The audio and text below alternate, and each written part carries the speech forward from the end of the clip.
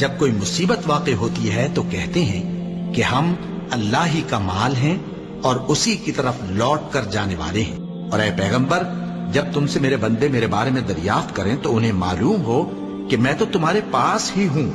جب کوئی پکارنے والا مجھے پکارتا ہے تو میں اس کی دعا قبول کرتا ہوں۔ تو ان کو چاہیے کہ میرے حکموں کو مانیں اور مجھ پر ایمان رکھیں تاکہ نیک رستہ پائیں۔ اس وقت تم میں سے دو جماعتوں نے جی چھوڑ دینا چاہا، مگر اللہ ان کا مددگار تھا، اور مومنوں کو تو اللہ ہی پر بھروسہ کرنا چاہیے۔